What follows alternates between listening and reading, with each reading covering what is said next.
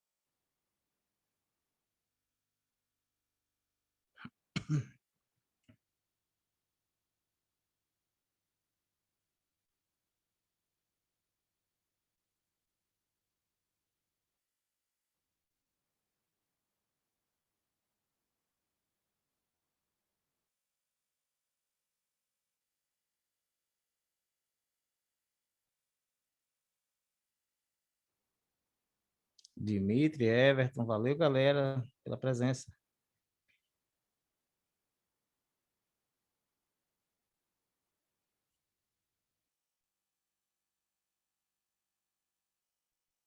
Tá bem dividido o negócio aqui, ó.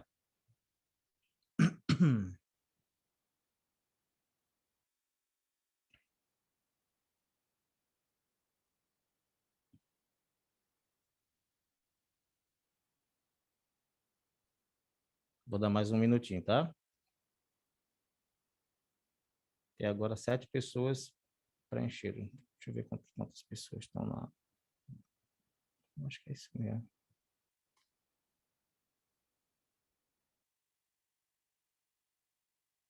Tá.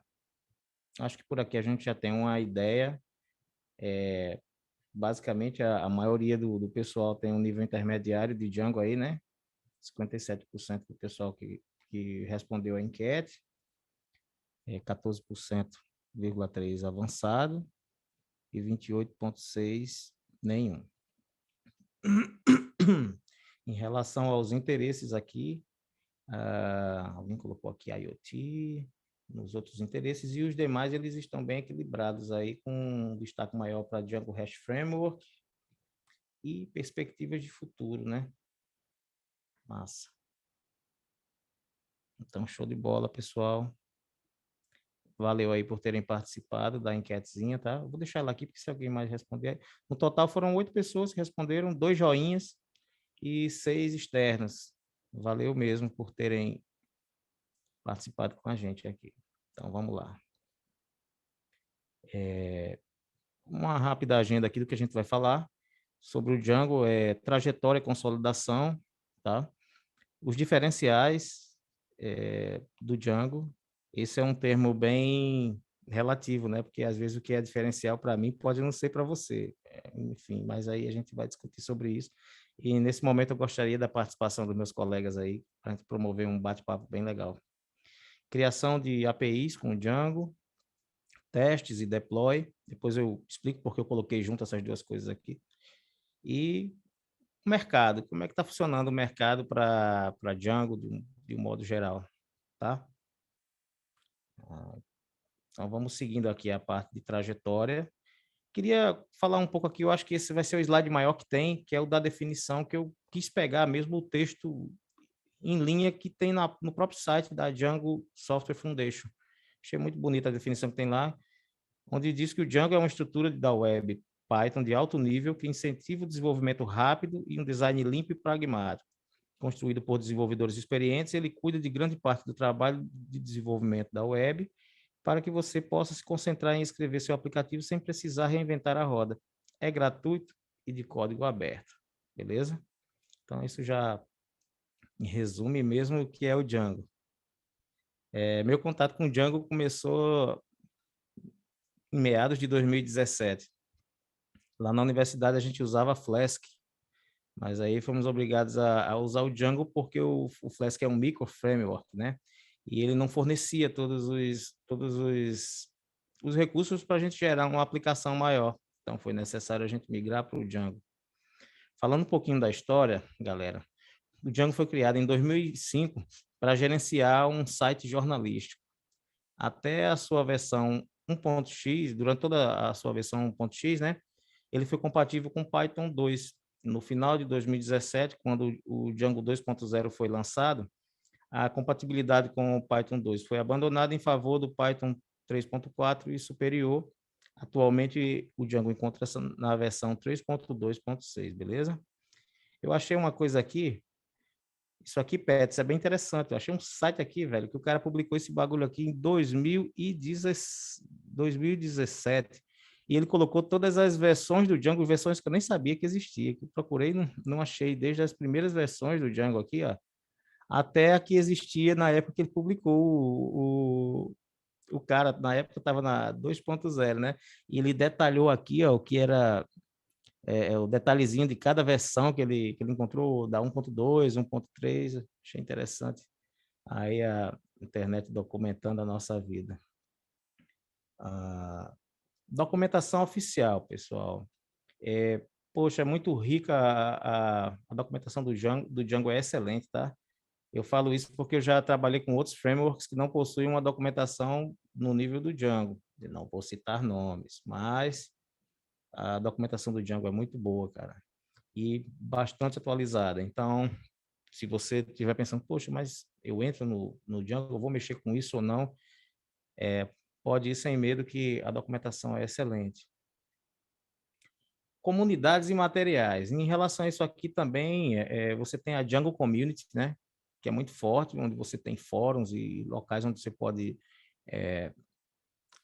pesquisar e obter respostas para os mais diversos tipos de problemas. Muitos livros disponíveis. Você tem o nosso bom e velho Stack Overflow, tem a comunidade Django Brasil do Google, tá? Você tem o Reddit. Aí você tem cursos na Alura, na Udemy, Você tem a comunidade da Globo.com também, ela tem uma comunidade de Django, tá?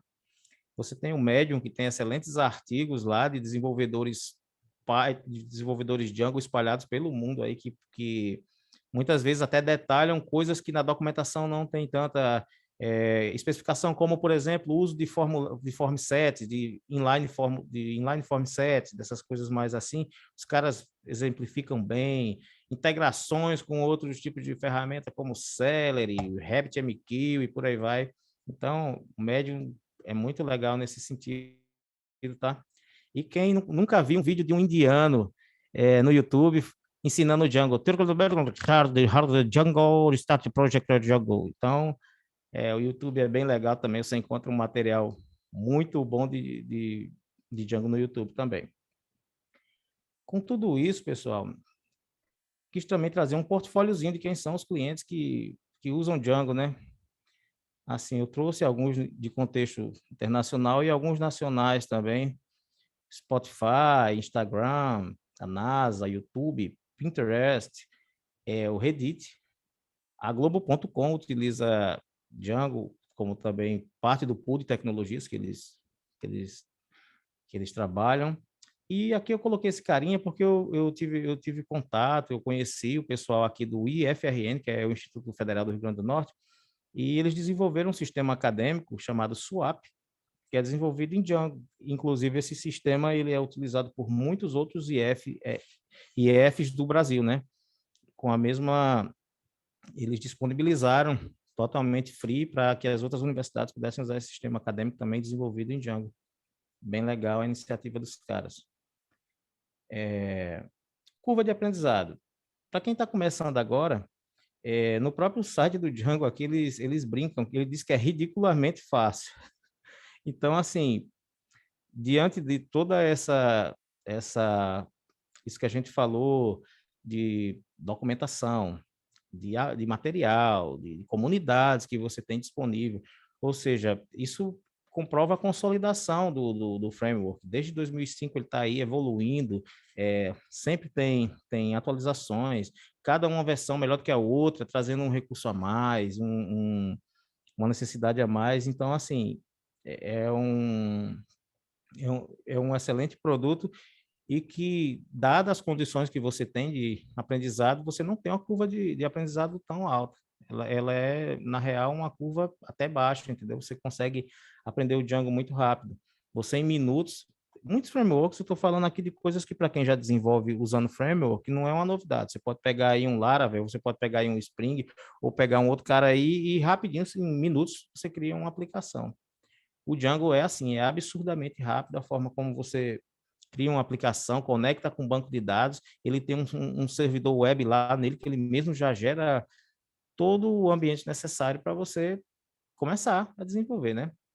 Então, a curva de aprendizado é extremamente baixa. Vamos falar agora sobre um outro carinha aqui, que é a parte dos diferenciais. Aqui é uma coisa que diferenciais, esqueci, meu Deus do céu, português falhou aqui, foi mal. Diferenciais. Então, aqui eu abordei umas coisas que, para mim, galera, foi o que me fez apaixonar pelo Django à primeira vista, assim, sabe? Eu que venho de uma old school, como eu falei para vocês, eu era acostumado a fazer SQL na mão, conectar com o banco na mão e quando eu precisava de uma query que me dava left join, alt join, o relacionamento entre tabelas, uma consulta do tipo union e tal, era nó cego, o cara tinha que fazer aquilo na mão. E com o Django se tornou um paraíso para isso aí. Um dos primeiros diferenciais que eu acho do Django é o Django RM, o Object Relation Mapping. Relational Mapping. Vamos entrar nele aqui para ver quem é esse cara. Ele possibilita que você, através de classes, quem já estudou orientação a objetos sabe criar uma classe em qualquer linguagem, seja ela em Java, enfim. No Python, no Django, você cria uma classe. A partir daquela classe que você cria, você dá um comando lá, ele gera uma migração que vai te gerar uma tabela aqui no banco de dados, tudo prontinho, e você vai poder acessar os objetos de forma fácil. Ó. Você entra lá, fala qual é a entidade que você está querendo acessar, manda ele pegar um objeto com APK1, então ele trouxe todo o objeto pronto. Então, assim, isso já facilita na hora de salvar da mesma forma. Isso funciona tanto para consultas simples, como para consultas mais complexas, por exemplo, aqui, ó. Essa carryzinha aqui, ela é a carry que eu uso ali naquele dashboard que vocês fizeram da enquete, eu fiz aquilo ali em Django, tá? Fiz 2 views só, uma para você cadastrar, a outra para mostrar um dashboard com os gráficos. Hospedei no EC2 da AWS e só essa consulta aqui já me traz formatado todos aqueles séries que eu mando para o gráfico. Então, tipo, trabalha com consultas simples, trabalha com consultas mais complexas, mas tudo a nível de objeto. Eu não tenho que ir lá no banco, nem ficar mexendo no banco de dados. É bom Andrezão, conhecer, claro, mas ele faz tudo André, por você. Pode falar. só lembrando, né, que por mais que tenha um RM, tem que ter o conhecimento em banco de dados também, né? Você só não Sim, sim, faz as claro. queries gigantes, só lembrando. Sim, sim. Você só não faz as carries gigantes. Tem até um comando que você pode botar na hora que você pega que você gera uma carry dessa, ponto .carry, e ele exibe a carry SQL que ele está abstraindo do programador, né? Ele mostra para você poder ver. Claro que o conhecimento do banco de dados ele é muito importante, mas no dia a dia do programador, isso aqui facilita porque você não vai ter que estar criando tabela na mão, você não vai ter que estar se preocupando em que o tipo do dado da tabela, da classe que você vai bater com o tipo do dado da tabela, que era uma coisa que a gente tinha uma preocupação e tal. Então, o ORM, ele facilitou isso, e no caso do Django, por ser muito poderoso e lidar muito bem com objetos. Eu estou falando aqui uma coisa bem, uma abordagem até básica do poder que o ORM tem. Vamos lá. Também aproveitando. Um outro cara que eu acho fenomenal no Django é o Django Admin. Tem outras linguagens aí, como o Rails, por exemplo, que também tem o admin, mas ele não tem o admin nativo. O Rails, por exemplo, você usa umas gems, tem um monte de tipo de admin lá que você instala lá e ele provê, né, um ambiente admin para você. O Django, quando você dá aquele create project lá, aquele start project do Django, mandando ele criar um projeto, ele já gera todo esse ambiente admin aqui, cara. Ele cria automaticamente todo o módulo de autenticação e permissões do sistema, além de uma interface para acesso aos dados dos modelos. Ou seja, você só fazendo os modelos, gerando as migrations e registrando esses modelos que você criou lá na classe admin, os dados, aqueles CRUDs já vão ser disponibilizados para você manipular. E aí, se você estiver trabalhando com API, ou se você estiver trabalhando numa arquitetura monolítica ou criando API, você pode testar esses caras, inserir objetos, importar objetos, pintar e bordar dentro desse admin. E, inclusive, uma outra coisa que eu acho legal no admin é a possibilidade de estilizar ele, né? Inclusive, o projeto que a gente trabalha que é no time CIMEPAR, eles fizeram um trabalho bem legal, onde essa interface Django do admin, ela é totalmente customizada e de acordo com o sistema, entendeu? Então, fica um negócio bonito. Pra vocês terem uma ideia, tem programadores aí que desenvolvem usando só o admin. O cara cria uma home lá, por exemplo, o cara tem um site de esportes. Eu conheço um amigo meu que ele dá manutenção numa aplicação que é um site de esportes. Então, a página principal, que é onde tem as notícias, o bagulho, toda a parte dinâmica da página, tá tudo lá com JavaScript. Eu acho que ele até implementou com Vue.js, algumas coisas. Pá. No entanto, toda a parte de retaguarda ele faz no admin. Ele usa no admin, os clientes dele entram lá e usam no admin, alteram algumas coisas. Então, é muito poderoso o admin do Django. E se quiserem complementar alguma coisa aí, viu, galera, podem interromper em qualquer momento. Uma outra coisa que para mim é um diferencial muito top do Django são as fixtures e as data migrations, tá? Aqui, por exemplo, eu tenho... Eu tenho aqui uma estrutura de fixture. E o que são fixtures? São aqueles dados que a gente faz a pré-carga deles no sistema quando a gente vai iniciar o sistema ou em algum dado momento. Eu quero inserir lá, por exemplo, um exemplo bem baixo, os estados brasileiros, ou então uma tabela de índices que tem que estar no sistema antes dos usuários começarem a usar. Então, eu crio esses arquivos .yaml, eles podem ser JSON também, e você roda um comandozinho lá e o sistema já bota eles na tabela automaticamente, para você não precisar ficar cadastrando na mão esses caras. E aí, quando você salva esse carinha no repositório lá, o outro dev que vai usar o mesmo código vai só rodar o comando e vai gerar toda essa carga de dados. Quando você quer uma coisa sem necessariamente manter um histórico daquilo, você usa as fixtures. É excelente isso aí. Mas se você precisa saber, por exemplo, quando o dado foi inserido, em que momento aquele dado foi inserido, guardar um registro da inserção daquele dado, você pode usar uma data migration, que já tem mais ou menos esse outro formato. Ele se comporta com os apps, tem uma pastinha com uma migration que você coloca lá, e dentro dela toda aquela regra que você criou para inserção de dado, ou inserção, ou uma atualização de alguma tabela, de alguma entidade que você fez, mas ele mantém tudo isso aí de forma meio que em cadeia, né? Você tem um histórico daquilo, você sabe quando foi a data que aquele dado entrou, ele não é simplesmente como uma fixture que entra direto e você não tem como ter uma rastreabilidade do dado. A fixture apenas salva. A data migration, ela mantém o histórico de dados. E isso eu acho muito legal. Outra coisa que eu acho muito legal também do Django é a questão de integrações. Você pode facilmente integrar o Django com Bootstrap. Já existe até libraries, temas, o Django Admin LTE, né? Que é usado por muitos sistemas, é um admin já preparado para ser utilizado com Django. Esse do Enquete mesmo que eu usei, eu peguei um templatezinho que o cara simulava um material design. Aí adaptei rapidamente, você consegue integrar sem ter nenhum tipo de estresse, nem demora, nem incompatibilidade, né? Ele roda de uma forma muito tranquila. Outras coisas que eu acho fenomenal do Django é a capacidade de integrar com outros sistemas, filas de mensagem, RabbitMQ, Celery. Você quer autenticar, por exemplo, sua aplicação Django usando um Active Directory, ou então uma base LDAP, ou então OAuth. Você pode utilizar isso de uma forma bem tranquila, sem muito estresse. Ele integra, faz toda a parte de autenticação e você ainda pode customizar isso também, dependendo da sua necessidade. Também integração com ferramentas de teste, como o Selenium, né? O Django já provê algumas integrações desse nível, integrações com Swag, de você colocar lá versionar sua API, né? Quando você está criando sua API no Django. Então, acho bem legal esses diferenciais do Django. Se algum de vocês aí souber de mais alguma coisa legal que eu esqueci, vocês podem puxar a peteca, que agora é hora de falar.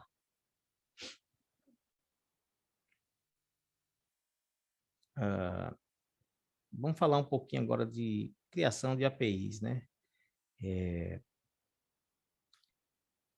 Eu já tentei uma vez criar algumas APIs no Django sem usar o Django REST Framework. O Django REST Framework é uma biblioteca Django que ele traz uma série de funcionalidades e ele abstrai algumas coisas para facilitar a vida da gente.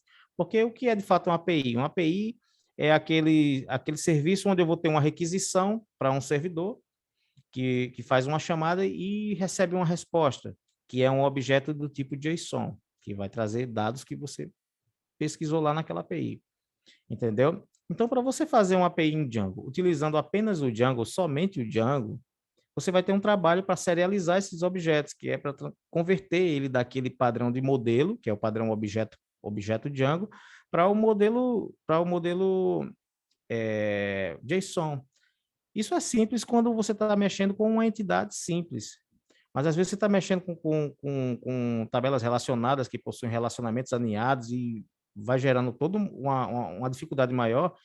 Então, aí, os caras criaram esse cara. E ele provê uma forma de lidar com os dados bem interessante. Ele meio que fala assim, olha, cria um modelo, cria lá um arquivo serialize para aquele modelo, que por padrão eu vou serializar todos os objetos que vierem. Se tu pedir uma tabela relacionada com outra e tu setar aquela relacionada com outra lá no Serialize, eu vou serializar os dois e trago. Se tu quiser filtrar, fazer alguma coisa diferente, tu fala lá que eu mando os caras serializados prontos. Se você quiser ainda selecionar determinados tipos de atributos, não traz os atributos todos, não. Fala para mim que eu vou lá e te mando os dados como você quer. Aqui na documentação do Django REST Framework, é bem interessante que ele é bem fácil de instalar também, de você já sair mexendo nele e programando e testando a sua API com ele. Ele tem uma parte nele aqui, que é a parte dos view sets and routers, onde ele mostra os tipos de visão que ele tem, os tipos de views que ele implementa, os métodos que ele pode trabalhar, as formas que ele pode mandar o dado de volta. Então, assim, é uma mão na roda, um recurso. No projeto que eu trabalho da Join, no Cimepar, a gente usa o Django REST Framework com muita força, e é de nós se não fosse ele, né, pessoal? Porque ele facilita bastante o nosso trabalho na questão de lidar com a serialização de objetos com com a facilidade muito grande.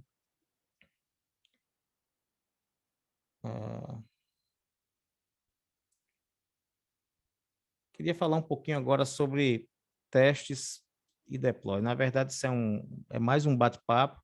Depois a gente pode levantar algumas questões aqui e debater em conjunto. Testes automatizados em Django. O Django provê testes automatizados? Sim. Sim.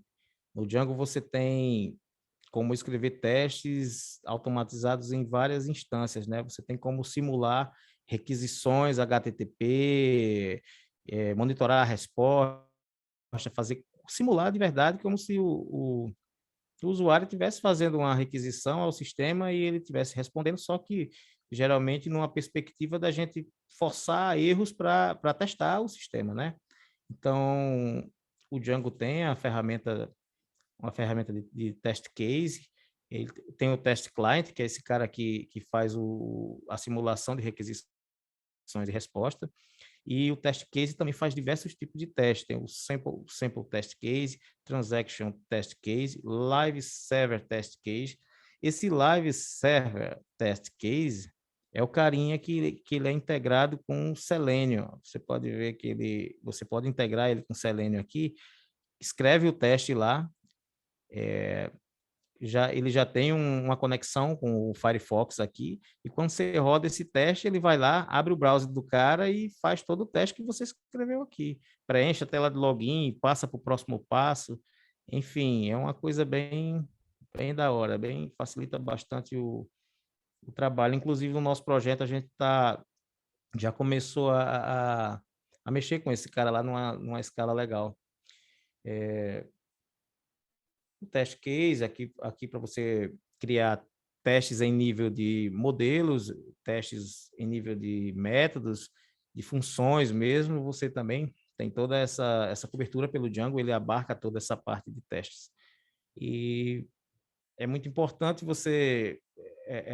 eu confesso para vocês que a minha cabeça, antigamente, a gente não pensava muito nisso, porque você era o teste, né? Você testava o software que você fazia e mandava para o usuário lá e tinha a Dona Rosa quebrava o sistema que eu fazia, que era uma maravilha.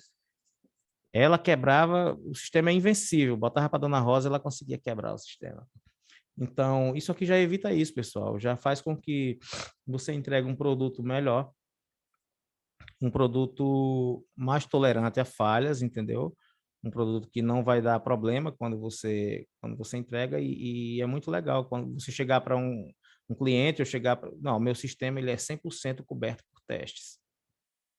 Isso dá um nível de segurança, diminui o retrabalho, que você não vai... enfim.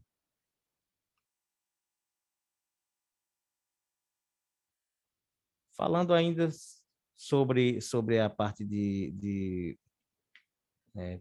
terminando a parte de testes, queria falar um pouco aqui sobre deploy de aplicações Django.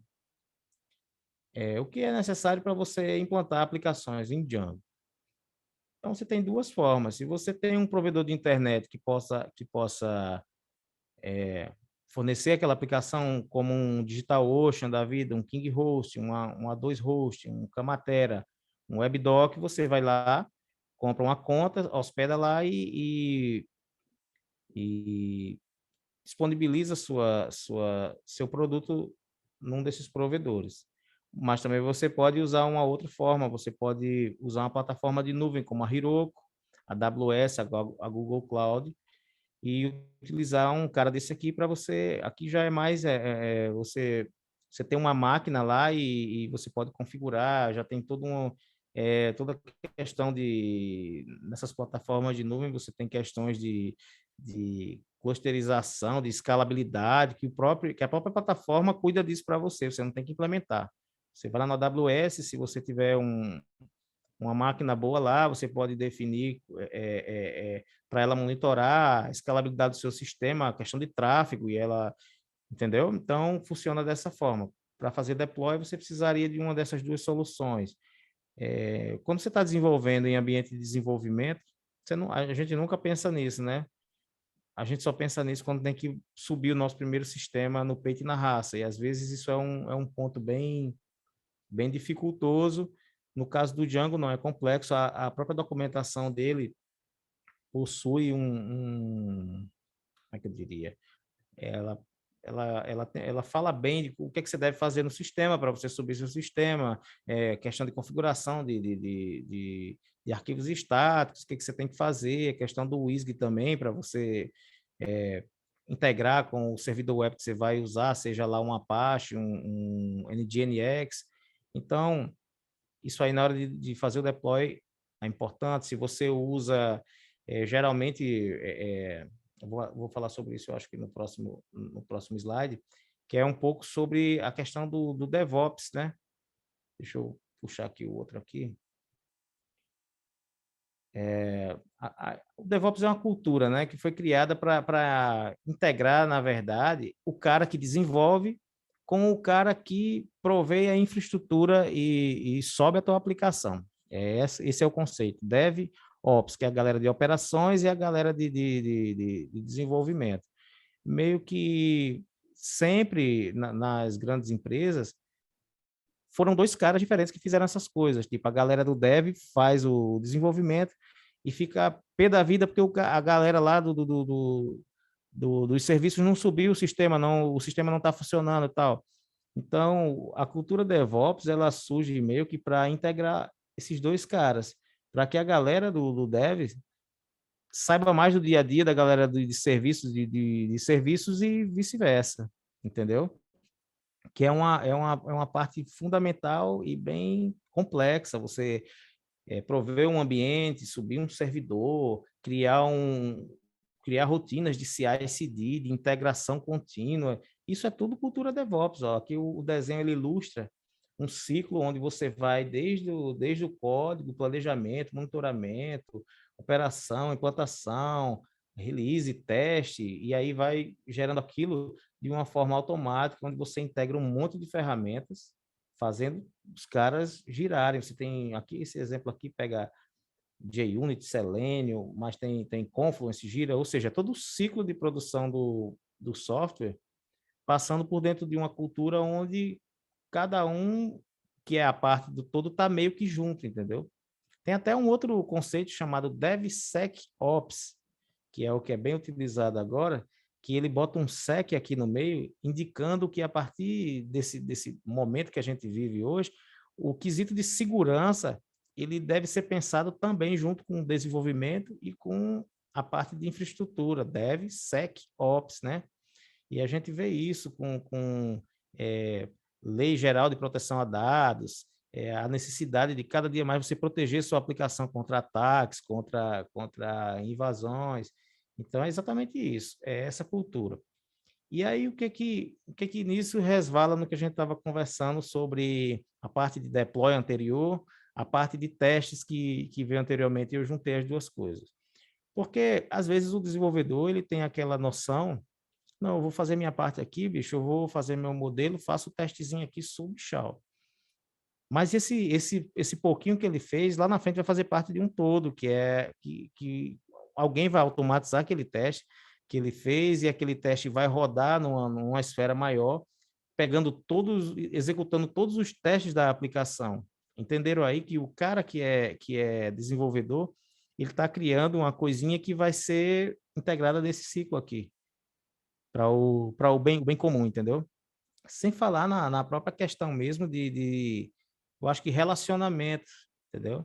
Eu já vi muita briga de setor de desenvolvedor com setor de infraestrutura de empresa, porque os caras não se entendem mesmo, entendeu? É como se fossem times diferentes. Na verdade, é a mesma empresa, né? Então, é o mesmo time, mas às vezes você tem atritos dessas duas esferas de profissional. Eu conheço alguns casos que a galera de infraestrutura, eles menosprezam a galera de dev e vice-versa também. Então, assim, a cultura, ela preconiza que isso não exista, né? Que todo mundo faça a parte do todo e que todo mundo se compreenda no aspecto técnico, né? Através de ferramentas, vamos fazer teste, vamos aprender a fazer teste, a cobrir nossas aplicações com teste para não estressar os caras da infraestrutura, para subir as coisas direito, analisador de sintaxe, são testes unitários, são testes de métodos e funções para não estressar o usuário lá na frente, para não atrapalhar na hora do deploy das aplicações. Então, é tudo isso aqui que integra esse universo DevOps, tá, pessoal? Então, a intenção de juntar foi isso mesmo. Quando a gente só desenvolve, meio que essa parte de deploy, ela fica um pouco solta. Então, eu aconselho a gente não é que você tem que ser um especialista em segurança, muito menos que você tem que ser um cara top em infraestrutura. Aquele cara que levanta um servidor, que faz um playbook ali como é que é o nome daquele carinha que faz o playbook dos caras que trabalham com Jenkins? Eu até esqueci o nome dele aqui, eu acho que ele está nessa. Deixa eu ver se ele está nesse carinha aqui. Eu ouço tanto falar em playbook que eu já estou ficando maluco. Ansible. Você faz um playbook de configurações lá, o Ansible roda, levanta um servidor todo prontinho. Isso é o cara de infra que faz. Então, a gente não é obrigado a ser especialista, mas é importante, às vezes, você ter um conhecimento. Porque você já viu que o LinkedIn, por exemplo, quando ele lança uma vaga lá, ele pede que você saiba programar em Java, em Python, que você saiba Machine Learning, Big Data, pede que você saiba ser DevOps, entenda de Docker, e ainda tem o martelo do Thor. Se não tiver todas essas especificações, você não está apto para aquela vaga. Então, tipo, o mínimo que você tem que saber para pelo menos conseguir colocar a tua aplicação no ar, tá? Subir uma aplicação, observar direitinho essas coisas é bem importante para o Django. E no Django isso não é complicado, tá, pessoal? Eu acho que nenhuma linguagem hoje em dia isso é relativamente complexo, né? Eu acho que hoje tem muitas ferramentas que fazem a facilitação desse trabalho aí para melhorar essa parte de deploy também. E depois que está funcionando, que os testes estão lá, tudo automatizado, aquilo vira uma rotina, meio que vira rotina e você não tem estresse, aumenta a produtividade do time, que vai poder focar realmente no desenvolvimento, e enfim. Vamos falar agora um pouquinho aqui, pessoal, de um carinha que é a grana. Como é que está o mercado de desenvolvimento de software, mercado Python, mercado Django? Veja só, o mercado de software, de um modo geral, ele sempre foi promissor, sabe? Nunca foi um mercado fraco, ele foi sempre um mercado promissor, porque a tecnologia ela tem se expandido aí em diversos segmentos, ela tem se ramificado no segmento mobile, no segmento de IoT, enfim. Por exemplo, hoje você tem uma fechadura automática na sua porta com impressão digital ou leitura, algum outro tipo de leitura, que quando você erra o dedo lá, o dono da casa já recebe uma notificação no celular que alguém tentando entrar na sua casa sem autorização, já manda até uma foto do cara que está tentando entrar na sua casa. Você já pode programar as pessoas que vão entrar na sua casa. Então, vocês terem uma ideia, enfim, isso aí cresceu muito. E com o efeito pandemia, home office, todo mundo em casa, a necessidade de você usar mais todos os tipos de recursos que a gente utiliza em casa. Não falo só de delivery não, tá, pessoal? Recentemente eu participei de um evento aqui na universidade, do WTR, que é um workshop de tecnologias de redes, é, que ele é realizado no estado aqui, e ele traz profissionais do Brasil todo. E lá os caras estavam abordando um tema muito interessante, que foi o boom que a infraestrutura de rede brasileira recebeu com a pandemia. Porque com o pessoal todo em casa, imagina aí o acesso dessa galera do consumo de banda. Aí o pessoal do Nick BR estava falando o que foi feito para tornar possível que serviços não caíssem, não fossem prejudicados, ou as soluções que a Netflix tomou para adaptar o streaming dela para que ele pudesse não pudesse ser prejudicado em nível do país, a questão do ensino remoto que passou a existir nas universidades e nas escolas, sobrecarga nessas N aplicações aí que fazem isso que a gente está fazendo aqui, que é uma webconferência. Então, toda essa parte aí, isso fomenta o desenvolvimento. Com isso, se você olhar no LinkedIn, é uma infinidade de ofertas, aumentou muito a procura por profissionais.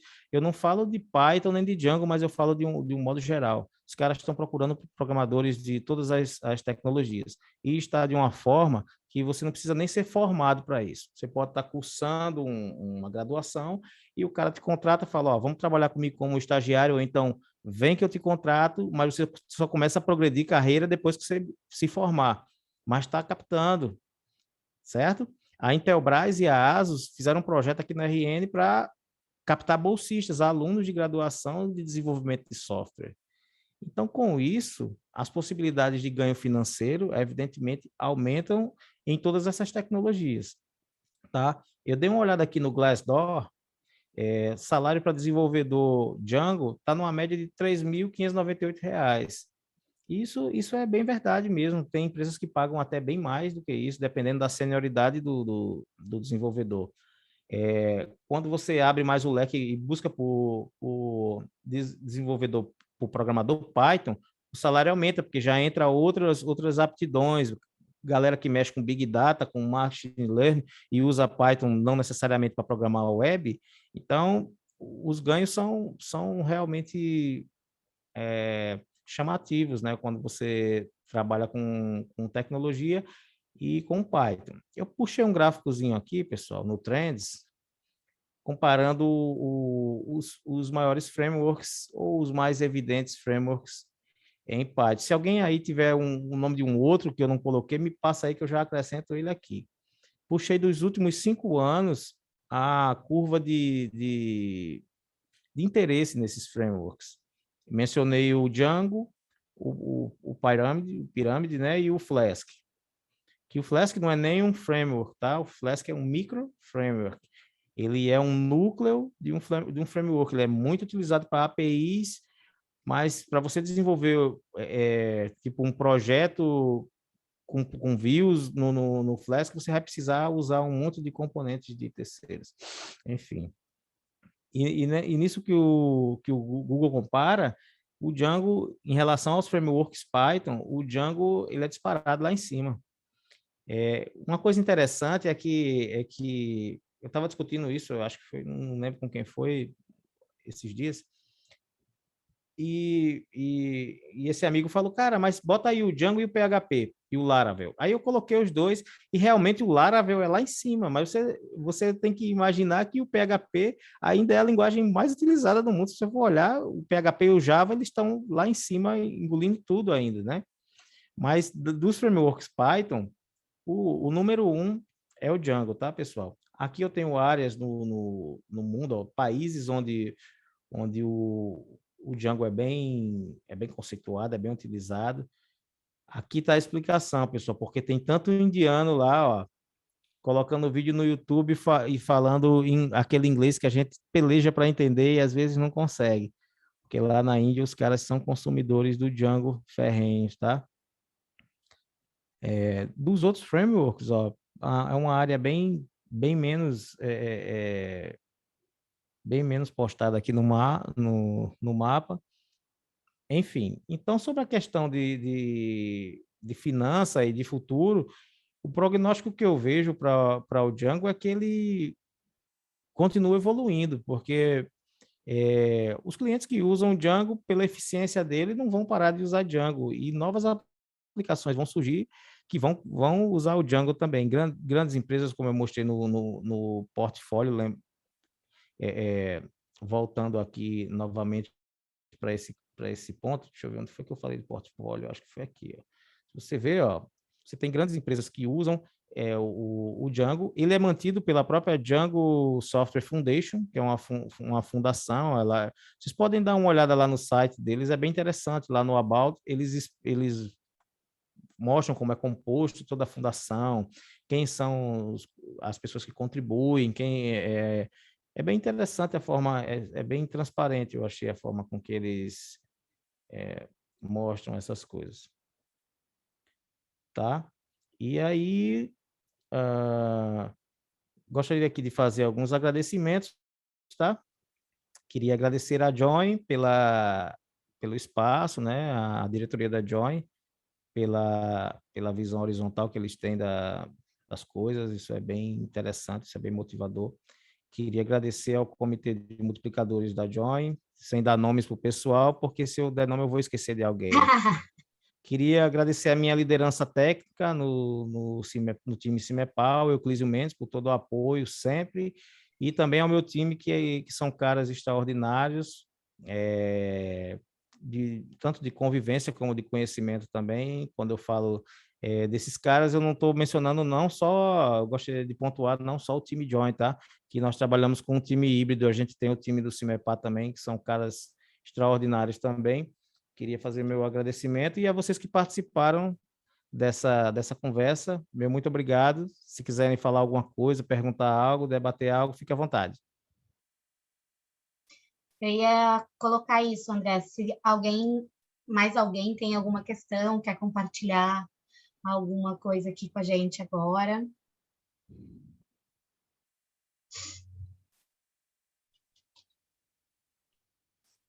Ó. Tá com você, Gabi. Alguém colocou ali no chat, Opa. Obrigados, foi uma excelente palestra. Valeu, Everton. Então, André, eu também agradeço, em nome da Join, né, pela tua disponibilidade, por compartilhar o teu conhecimento aqui com a gente, né, acho que o objetivo é esse, troca de conhecimento sempre, que todo mundo ganha, né, na verdade. E agradecer ao pessoal também que esteve aí com a gente essa hora disponível, pedir para que vocês, então, nos acompanhem aí nas redes, fiquem atentos aos nossos próximos eventos, né? A gente está sempre nos colocando à disposição aqui para esses eventos técnicos. E é isso, pessoal. Obrigada. Então, a gente vai encerrando por aqui. Nos próximos eventos, espero ver todos aqui novamente. Tá mudo, tá mudo. Opa, fechou, Gabi. Muito obrigado. Opa, obrigado a todos. Valeu, Gabi. Até a próxima, pessoal. Gente. Até, tchau, tchau. Valeu, Andrezão. Parabéns aí. Valeu, André. Boa apresentação aí, Pierre. Valeu. Falou.